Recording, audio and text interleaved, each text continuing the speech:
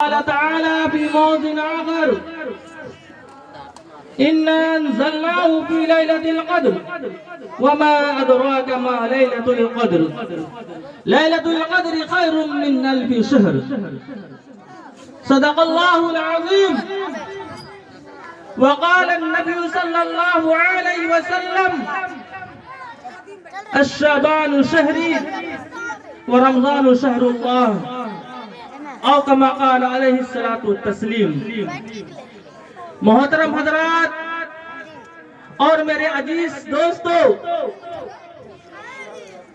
اس سے پہلے آپ حضرات کے سامنے حضرت مولانا اسرائیل صاحب دامت برکاتہم العالیہ نے آپ سبوں کو شعبان کی فضیلت کے بارے میں بخوبی سمجھایا. آپ نے اس کو سمجھا. ماشاءاللہ یہ چیز میں آپ کو بتاتا ہوں، اگر آپ جانتے ہیں، اگر نہیں بھی جانتے ہیں تو آپ کے علم میں اضافہ اور ترقی ہوگی. دو چیزوں کا استعمال کرتے ہیں ہم لوگ، ایک شب قدر اور ایک شب برات. یہ دو راتیں ہیں. کتنے لوگ اس شب برات کو شب قدر کہنا شروع کر دیتے ہیں، حالانکہ دونوں الگ الگ چیز ہے. شب قدر الگ ہے، شب برات الگ ہے. شب برات کو لیلۃ المبارکہ بھی کہا گیا ہے. یہ شب قدر کو مبارک رات، نعمتوں والی رات کہا گیا ہے. یہ رات اللہ تبارک و تعالی کی طرف سے ایک انعام ہے. کیا ہے؟ انعام ہے. اللہ نے اپنا فیصلہ ظاہر کر دیا. وہ فیصلہ کیا ہے اللہ رب العزت کی طرف سے کہ ہے کوئی گناہوں کو معافی چاہنے والا، گناہوں کو بخشنے والا کوئی ہے جو گناہوں کی بخشش چاہے میں اس کو معاف کر دوں. ہے کوئی رزق کو چاہنے والا کہ جو کوئی رزق کو چاہے میں اس کو رزق عطا کروں. ہے کوئی صحت کو مانگنے والا کہ وہ صحت مانگے، تندرستی مانگے، میں اس کو صحت دوں. یہ اللہ رب العزت پہلے آسمان کے اوپر آ کے فریاد کرتے ہیں. کن سے؟ اپنے ان پیارے بندوں سے جن کو اللہ تبارک و تعالی بے حد مقبول کرتے ہیں، بے حد پسند کرتے ہیں. اس امت کے لیے اللہ رب العزت نے کبھی دن دیا، کبھی راتیں دی، کبھی تو مہینہ عطا فرما دیا. کیا ہے؟ دن کی شکل میں ہم کو جمعہ عطا فرمایا، راتوں کی شکل میں شب قدر، شب برات عطا فرمایا، مہینوں کی شکل میں رمضان عطا فرمایا. اور اللہ رب العزت تو چاہتے ہیں کہ میں اپنے بندے کو معاف کر دوں. اللہ کی جو رحمت ہے وہ بہانہ تراشتی ہے کہ کوئی ایک تو بہانہ ملے. کیوں کہ اللہ رب العزت اس بندوں سے اتنا پیار کرتے ہیں، اتنا پیار کرتے ہیں، اس کی کوئی انتہائی نہیں ہے. جب ایک ماں اپنے بچوں سے اتنا پیار کرتی ہے، وہ تو رب ہے، وہ تو مالک ہے. 70 ماں سے زیادہ پیار کرتے ہیں اپنے بندوں سے. وہ کتنا بہانہ تراشتے ہوں گے یہ وہ جانتا ہے کہ اس کے اندر میں کتنی رحمانیت بھری ہوئی ہے. وہ بہانہ تراشتے ہیں کہ میرا بندہ تو آئے کہ میں اس کو بخش دوں. لیکن اس بندوں کے اندر میں ایک فکر ہونی چاہیے، ایک جذبہ ہونا چاہیے. لیکن وہ جذبہ اور فکر نہیں ہے. میں آپ حضرات کو ایک مثال دے کر بات کو سمجھانے کی کوشش کرتا ہوں. نہ تو میں کوئی مقرر ہوں کہ آپ حضرات کے سامنے لمبا چوڑا خطاب کروں، نہ کوئی میں تقریر واز کو جانتا ہوں. میں صرف اسلامی قانون کو جانتا ہوں. میں آپ حضرات کے سامنے اپنی بات بتانا چاہتا ہوں. ایک مثال سے بات کو سمجھیے. حکومت، سرکار اگر کوئی نوٹیفیکیشن جاری کرتا ہے کسی کے بارے میں کہ فلانے شعبے کے بارے میں، فلانے شعبے میں، فلانے محکمہ میں، فلانے ڈپارٹمنٹ میں آج 5000 بحالی آئے گی. کتنا ہزار بحالی آئے گی؟ 5000 بحالی آئے گی. اس میں جو رجسٹرار ہوگا جس کے پاس سرٹیفکیٹ ہوگا. اگر ماسٹر کی بحالی ہے تو ماسٹر کی ڈگری چاہیے. اگر وہ کسی ایسے ڈپارٹمنٹ سے ہے, بلوک کے دفتر کے ڈپارٹمنٹ سے ہے, تو ڈپلوما کو ہونا چاہیے. تو سرکار نے ایک بحالی نکالی, ان کے لیے اعلان کر دیا تو ان کے پاس گریجویشن کا سرٹیفکیٹ ہونا چاہیے. تو کیا ہے, جس کے پاس وہ سرٹیفکیٹ ہوگا وہی لوگ جا کر اپنا رجسٹرار کرا سکتے ہیں, اپنا ڈاکومنٹس جا کے جمع کر سکتے ہیں, ورنہ اس کو وہاں سے خارج کر دیا جاتا ہے. یہ رات وہی ہے, اللہ رب العزت کس بندے سے توبہ کو قبول کرتے ہیں, جو جس کا دل صاف ہو, جو ماں باپ کی نافرمانی نہیں کرتا ہو, جو شراب کو نہیں پیتا ہو, جن کے دلوں میں بھائیوں کے لیے درد ہو, جن کے دلوں میں بھائیوں کے لیے درد ہو, ان کی مغفرت کرتا ہے. یہ نہیں کہ رشتہ داری کو توڑنے والے کو اللہ معاف کر دے گا, شراب پینے والے کو اللہ معاف کر دے گا, والدین کی نافرمانی کرنے والے کو اللہ معاف کر دے گا. ایسا نہیں ہو سکتا جب تک کہ وہ توبہ نہ کرے. تو کیا ہے کہ یہ چیزیں ضروری ہے. آج دیکھیے, ہم انسان ہیں, اللہ نے ہم کو عقل بجھ دیا ہے. ہم اپنی گریبان میں جھانکیے اور دیکھیے ہمارے اندر میں کتنی برائیاں ہیں. کیا اس چیز کے ہوتے ہوئے یہ جو رات ہے شب برات, اللہ کی طرف سے انعام کی رات ہے, مغفرت کی رات ہے, کیا اس کے تحت ہماری بخشش ہو سکتی ہے؟ اگر نہیں ہو سکتی, میرے محترم, ہمارے ہلاکت میں کیا تردد ہے؟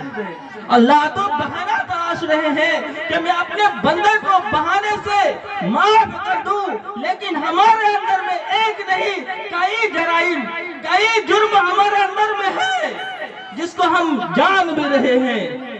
کیا ہمارے پڑوسی کے ساتھ, کیا ہمارے بھائیوں کے ساتھ رشتہ تعلق کوئی نہیں ہے, رشتہ کو توڑتے نہیں ہے؟ کیا ہم نے ماں باپ کی نافرمانی نہیں کر رکھی؟ کیا ہم نے شراب کی عادی بنا نہیں رکھا؟ سب گناہ ہمارے اندر میں موجود ہے. کیا ہم سود نہیں کھا رہے؟ کیا ہم لوگوں کی غیبت نہیں کر رہے؟ کیا ہمارے دلوں میں لوگوں کے لیے جلن نہیں ہے؟ تو پھر اللہ ہم کو کہاں سے معاف کرے گا؟ کوئی ایک تو پہلی ہو جس کو اللہ رب العزت ہمارے گناہوں کو معاف کر دے. میں آپ کو ایک حدیث بتاتا ہوں.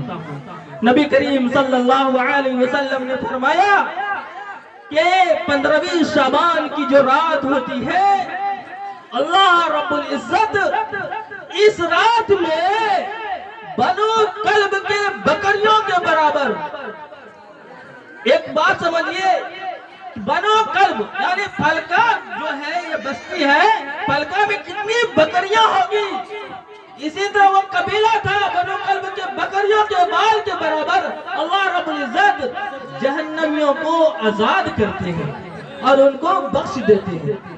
کیا ہمارا نام اس میں شامل ہوگا؟ حدیث تو سیدھا سیدھا یہاں کہہ رہی ہے کہ بخشش ان کی ہوگی جو ماں باپ کی نافرمانی نہیں کرتا ہوگا. کون ہے ایسا جو ماں باپ کی نافرمانی نہیں کرتا؟ قرآن کو اٹھائیے اور دیکھیے قرآن کیا کہہ رہا ہے ماں باپ کے بارے میں. وَلَا تَقُلْ لَهُمَّ أُفٍّ وَلَا تَنْهَرْهُمَا, کہ ماں باپ کو ڈانٹنا جھڑکنے کی بات بھی مت کرو. ماں باپ کی آواز کے ساتھ اپنی آواز کو بلند نہ کرو. قرآن تو یہ کہہ رہا ہے. ہمارا حال کیا ہے ذرا اس کو دیکھیے. چپل نکالتے ہیں, جوتے نکالتے ہیں, لاٹھیاں نکالتے ہیں, اور نہ جانے بولی تو جھڑکنے کی بات وہاں تھی, یہاں تو گالیوں سے بات کرتے ہیں. یہ ہمارا حال ہے. کیا ہمارا اللہ, ہمارا رب ہم کو معاف کر دے گا؟ میرے محترم, وہ لڑکیاں جن کے طبیعت میں ماں کی بہت زیادہ قدر ہوتی تھی, وہ ماں کے اوپر حکومت چلاتی ہے, کیا ان کی بخشش ہو سکتی ہے؟ کبھی نہیں ہو سکتی. میرے محترم اور عزیز دوستو, یاد رکھیے یہ دن اللہ رب العزت نے دیا ہے تو اپنے آپ کی فکر کرنی ہے, اپنے آپ کو دیکھنا ہے کہ ہم کہاں ہیں, ہم کو کیا کرنا ہے, ہم کو کس لیے دنیا میں بھیجا گیا تھا. لیکن ایک دن تو مرنا ہے. آج کیا ہے کہ ہم اور آپ کیا کرتے ہیں اس دن میں؟ اپنے مردار کو بخشتے ہیں. قبرستان جاتے ہیں، جائیے، کوئی منع نہیں ہے، آج نہیں آپ روزانہ جائیے، آپ کے پاس ٹائم ہے، وقت ہے، سمے ہے، آپ روزانہ جائیے، بخشیے، لیکن یاد رکھیے ایک دن آپ بھی مرنے والے ہیں، یاد رکھیے ایک دن آپ بھی مرنے والے ہیں، ہم بھی مرنے والے ہیں، لیکن ہم کو دوسرے کے اوپر بھروسہ کر کے نہیں بیٹھنا ہے کہ ہمارا رشتہ دار آئے گا تو ہم کو بخشے گا، نہ معلوم ان کی کردار کیا ہے، وہ آئے گا کہ نہیں آئے گا، وہ کب تک ان کی زندگی رہے گی کہ جو مجھے بخشتا رہے گا، کیا کرے گا، سال میں ایک بار کر دے گا تو کر دے گا، نہیں تو چھوڑ دے گا، یہی کرے گا، سال میں ایک بار یا دو بار کر دیا نہیں تو چھوڑ دے گا۔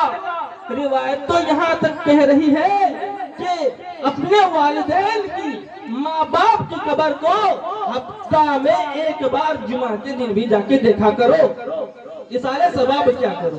روایت تو یہاں کہہ رہی ہے اتنا تک کہ کم از کم ہفتے میں ایک دن اپنے والدین کی قبر کو جا کے دیکھا کرو، کیونکہ ان کے احسانات ہمارے اوپر بہت ہیں۔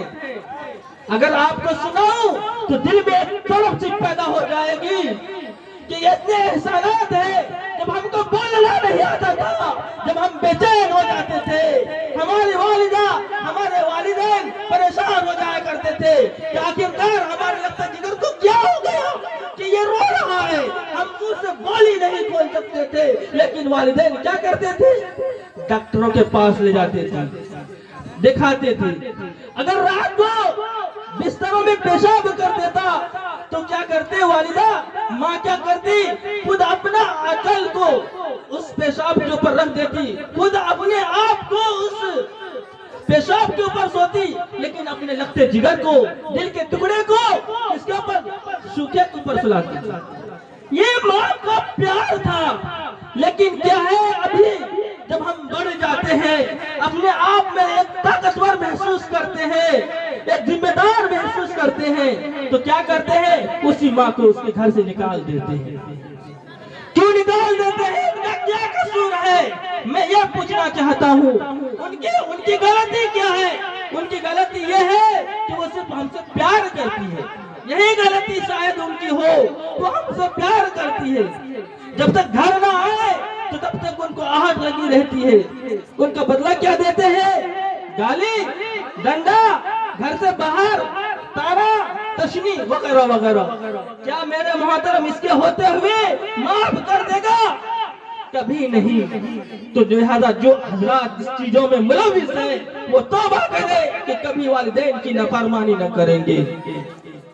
کیا ہے کہ شراب پینے والوں کی نافرمانی، جو شراب پیتا ہے شرابی کی بھی بخشش نہیں ہوتی، تو شراب جو کہ عادی ہے، دن بھر کیا ہے، ہم غریب طبقے کے لوگ ہیں، دن بھر محنت مزدوری کرتے ہیں، شام کو جب حلال کا روپیہ آتا ہے حرام میں جا کر خرچ کر دیتے ہیں، اور جب شراب نوشی کے عادی بن جاتے ہیں، گھر آتے ہیں، بیوی بچوں سے لڑتے ہیں، یہ عادت روزمرہ کی بن گئی ہے، تو کیا ان کی بخشش ہوگی؟ کبھی بخشش نہیں ہوگی۔ تو بخشش کن کے لیے ہے؟ کہ جن کے پاس ان چیزوں سے خالی ہو، وہ ان چیزوں سے توبہ کر لے، ان کی بخشش ہوگی۔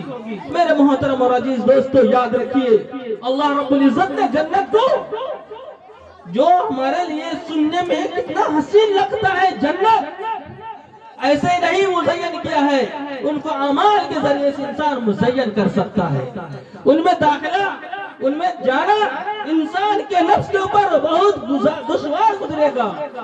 جو آدمی نفس کو کچل دے گا، نفس کے خلاف چلے گا، وہ آدمی جنت میں داخل ہوگا۔ قرآن میں کہا ہے یا ایتھا النفس المطمئنہ ارجعی الی ربک راضیۃ مرضیہ فادخلی فی عبادی وادخلی جنتی۔ نفس مطمئنہ سے اللہ رب العزت خطاب کر رہے ہیں۔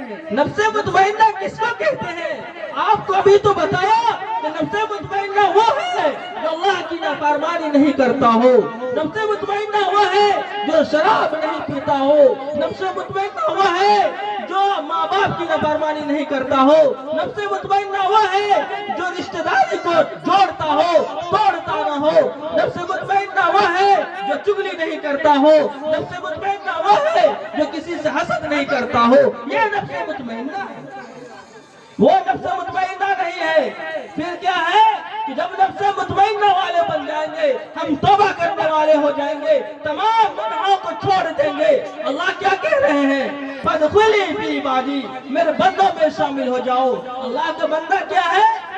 کہ جس کے اوپر یہ اطلاق کیا جائے کہ یہ مومن ہے، سچا ہے، یہ صادق ہے، یہ ایماندار ہے، جس کے اوپر یہ اطلاق لگا دیا جائے، جس کو دیکھنے سے یہ کہا جائے کہ یہ حقیقتاً نمازی ہے، یہ حقیقتاً انصاف کرنے والا ہے، جس کے اوپر یہ اطلاق آ جائے تو وہ اللہ کا بندہ ہے۔ پھر اللہ کس کو کہیں گے؟ تم جب میرے بندوں میں شامل ہو گئے ہو تو جنت میں بھی داخل ہو جاؤ۔ یہ نہیں ہر شرابی کو، ہر جواری کو جنت میں داخل ہو جائے گا، میرے محترم بالکل نہیں۔ ایک روایت سناتا ہوں، نبی کریم صلی اللہ علیہ وسلم کے سامنے صحابہ رضی اللہ عنہم، نبی صلی اللہ علیہ وسلم نے صحابہ رضی اللہ عنہم سے فرمایا، کیا تم جانتے ہو جنت میں کون لوگ جائیں گے؟ تو آپ صلی اللہ علیہ وسلم نے فرمایا، سنو میں ہی بتا دیتا ہوں۔ جنت میں ہر وہ آدمی جائے گا جو نبی کے طریقے کے اوپر چلتا ہوگا، جو اللہ کے بتائے ہوئے احکام کے مطابق عمل کرتا ہوگا۔ اور اس کی مثال ایسی ہے کہ 1000 میں سے 999 جہنم میں جانے والے ہوں گے۔ 1000 میں سے 999 جہنم میں جائے گا اور ایک ہی جنت میں جائے گا۔ میرے محترم ذرا غور کیجئے کہ ایک جو جنت میں جائے گا ان کا کردار کیا ہوگا، ذرا اسی بارے میں سوچئے۔ کیا ان میں ہم اور آپ شامل ہو سکتے ہیں؟ کیا وہ چیزیں ہمارے زندگی میں موجود ہیں؟ ہم تو جنت کے خواہش رکھتے ہیں کہ یہاں جو زندگی ہے کہ زندگی مر جائیں گے، ہم کو اللہ رب العزت جنت دے دے، جنت کی خواہش ہے۔ لیکن جنت جانا اتنا آسان نہیں ہے۔ میں آپ کو ایک اور بات بتا دیتا ہوں کہ جب حضرت اسرافیل علیہ السلام سور پھونکیں گے تو سور پھونکنے کے بعد تمام آدمی بے ہوش ہو جائے گا۔ جو دنیا میں آدمی ہے بے ہوش ہو جائے گا، ختم نیست و نابود ہو جائے گا۔ پھر دوسرا سور پھونکا جائے گا، تمام آدمی زندہ ہوگا، جو پہلے مرا تھا وہ بھی، جو اس وقت سور میں مرا ہے وہ بھی، تو تمام آدمی کو زندہ کر دیا جائے گا، سب کو میدان حشر میں ہاتھ کے لے جائے گا، سب کا مجمع ہوگا۔ تو یہ نہیں ہوگا کہ ہر ایک کا حساب کتاب کیا جائے گا، کسی کا حساب کتاب نہیں ہوگا۔ حساب کتاب کس کا ہوگا؟ جو نیک اعمال کے ساتھ برے اعمال بھی کیا ہوگا، اس کا حساب کتاب ہوگا۔ ورنہ جو مجرم پہلے سے ٹھہرایا گیا ہوگا، جو پہلے سے مجرم ہوگا، قرآن میں ہے وَامْتَازُوا الْيَوْمَ أَيُّهَا الْمُجْرِمُونَ، اے مجرموں تم الگ ہو جاؤ۔ مجرموں کو الگ کر دیا جائے گا اور جہنم سے ایک اونک گردن نکلے گی، اس کو سمیٹتے ہوئے جہنم میں لے کے چلا جائے گا۔ تو کیا ہے؟ حساب جو ہے ان لوگوں کا ہوگا جو اچھا اعمال کیا ہوگا۔ حساب مان لیجیے، بات کو مثال سے سمجھیے کہ ہم مزدوری انہی کو دیں گے جو کام کیا ہوگا۔ مہینے بھر کام کیا ہے، بتاؤ بھائی تمہاری حاضری کتنی ہے، کب تم ڈیوٹی پہ آتے تھے، کب تم چھٹی کرتے تھے، ان کا حساب ہوگا۔ جو کام کیا ہی نہیں ہے ان کا حساب کیسے ہوگا؟ یہ عقل کی بات ہے، سمجھیے۔ جو بالکل ہی نہیں کام کیا، وہ کبھی حاضری دیا ہی نہیں، تو اس کا حساب کیسے ہوگا؟ اور ایک بات سمجھیے، جو ہفتہ ہفتہ حاضر تھے، اس کا بھی حساب ہوگا۔ ہاں، اس کا بھی حساب ہوگا۔ کہے گا جا تمہارا تو حاضری کم ہے، لے پکڑ لے چلا جا۔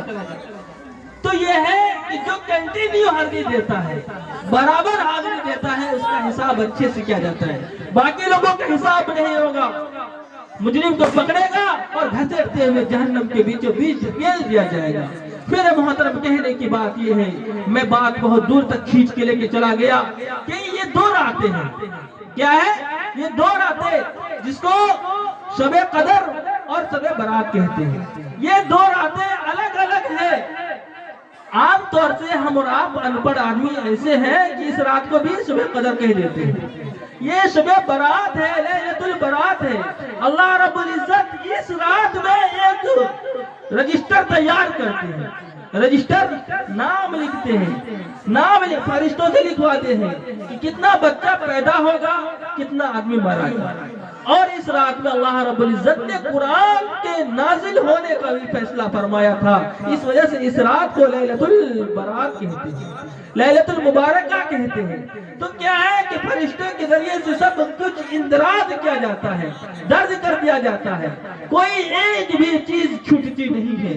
तो लिहाजा ये जो वक्त है अल्लाह ने दिया है, इसको अल्लाह के लिए इस्तेमाल करना है।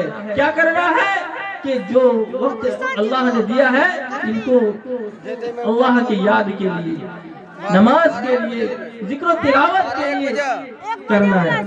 एक वाकया सुनाता हूँ, नबी सल्लल्लाहु अलैहि वसल्लम इस रात में क्या करते थे? क्या है कि किसी को इत्तला तक भी नहीं करते थे, बताते तक भी नहीं थे कि आज शबे कदर है या शबे बरात है। तो अब सल्लल्लाहु अलैहि वसल्लम जन्नतुल बकी में चले गए। उस रोज हजरत आयशा रज़ियल्लाहु तआला अन्हा की यहाँ बारी थी। जब हजरत आयशा रज़ियल्लाहु अन्हा की आंखें खुली तो क्योंकि बीवी थी, उनके अंदर में एक गैरत आई कि आखिर हमारे आका कहाँ चले गए, कहीं दूसरी बीवियों के पास तो नहीं चले गए। वो ढूंढती हुई नबी सल्लल्लाहु अलैहि वसल्लम के पास आई। क्या बोले? क्योंकि एक चीज समझ लीजिए, जहां से नबी गुजरते थे उस रास्ते से एक इतर की खुशबू निकलती थी। इसी वजह से सहाबी या सहाबिया जो भी हो तो पता कर लेते थे कि यहाँ से अल्लाह के नबी सल्लल्लाहु अलैहि वसल्लम गुजरे हैं। तो हज़रत आयशा रज़ियल्लाहु अन्हा उसी रास्ते से होते हुए आई तो देखा कि अल्लाह के नबी सल्लल्लाहु अलैहि वसल्लम जन्नतुल बकी कब्रिस्तान है, वहाँ तशरीफ रखे हैं और अल्लाह की याद में मशगूल हैं। तो उस वक्त हज़रत आयशा रज़ियल्लाहु अन्हा से फरमाया, ये आयशा, ये ऐसी रात है कि इस रात में अल्लाह रब्बुल इज्जत बनो कल्ब के बकरियों के बराबर अल्लाह रब्बुल इज्जत जहन्नमियों को आजाद करते हैं और जन्नत में दाखिल करते हैं। लिहाजा इस रात की 15वीं रात को क़याम किया जाए, और क़याम का मतलब ये है कि नमाज पढ़ा जाए। क़याम का मतलब ये है कि अल्लाह को याद किया जाए, चाहे वो आप पहले के हिस्से में कर ले या आखिर के हिस्से में कर ले, या आप नमाजों को पढ़ के सो जाइए और उसके बाद आखिर पहर में जो हिस्सा हो फजर की नमाज है उसको पढ़ लीजिए। ये है, एक रिवायत में आता है कि जो आदमी इशा की नमाज को जमात से पढ़ता है और फजर की नमाज को भी जमात से पढ़ लेता है और उसका ये अमल बराबर चलता रहता है, यानी जिंदगी भर उसका यही अमल है, तो उसको पूरी रात इबादत करने का सवाब मिलता है। तो जो आदमी पूरी रात इबादत करेगा तो उसके लिए जरूरी क्या है कि इशा की नमाज को जमात के साथ पढ़ ले, फजर की नमाज को भी जमात के साथ पढ़ ले और अगले दिन का वो रोजा रख ले। क्या है कि इस रात की फजीलत में वो शामिल होगा। और दिलों में जो कदूरत है, भाइयों के खिलाफ अगर नफरत है, उनसे तौबा कर ले। अगर शराब की आदि है तो उनसे वो तौबा कर ले। अगर वो वालिदैन की नाफरमान है तो उनसे वो तौबा कर ले, तभी उनकी बख्शिश हो सकती है। वरना हलाकत में कोई तरद्दुद नहीं है। हलाकत क्या है कि ये रात अल्लाह ने दिया, वो अल्लाह जो अपने बंदों से 70 माओ से ज्यादा मेहरबान है, तो वो मेहरबानी क्या है बंदों की तरफ आया, लेकिन फिर भी हम और ऐसे नालायक थे, बेवकूफ थे, अगर और लफ्जों में कहा जाए ऐसे हम पागल थे कि ये रात मगफिरत की थी, उसमें भी अपनी मगफिरत नहीं करा सके, तो हमसे बड़ा बेवकूफ और कौन पैदा होगा। कोई बेवकूफ भी आदमी वो जानता होगा कि हम अगर इस रास्ते से जाएंगे शेर हमको वहां मिलेगा, हमको पछाड़ देगा, वो कभी उस रास्ते से नहीं जाएगा। क्यों? तो उसको मालूम है अगर हम यहाँ से जाएंगे रास्ते में शेर बैठा हुआ है, हमको वहां उसको धगाड़ देगा, पछाड़ देगा, खा लेगा, कीड़ देगा, फाड़ देगा। तो वो बेवकूफ से बेवकूफ भी आदमी उधर नहीं जाएगा। ये जो आदमी सोया हुआ है मतीन नाम करके देखे होंगे, मैंने 12 इसको देखा है कि जब ये रात को जाता है तो वो किसी का सहारा तलाशता है, क्या अकेले जाने में डर लगता है। तो क्या है कि अल्लाह ने हम सबों को तो अच्छा अक्ल सलीम दिया है, समझ बुझने की सलाहियत दी है, फिर हम कहाँ अल्लाह के गैर की तरफ भागे जा रहे हैं। یا پٹاخوں کی آواز آ رہی تھی ابھی؟ کیا ہماری جو نسل اسی لیے پیدا ہوئی تھی کہ اس دن کے پٹاخے پھوڑے؟ نبی صلی اللہ علیہ وسلم نے جیسے بتایا کہ کسی کو بتایا نہیں، یہاں تک کہ اپنی بیوی حضرت عائشہ رضی اللہ عنہا جو بغل میں لیٹی ہوئی تھی اس کو تک بھی نہیں معلوم کہ آج کیا ہے، پھر بھی کیا چلے گئے؟ جنت البقیع میں گئے۔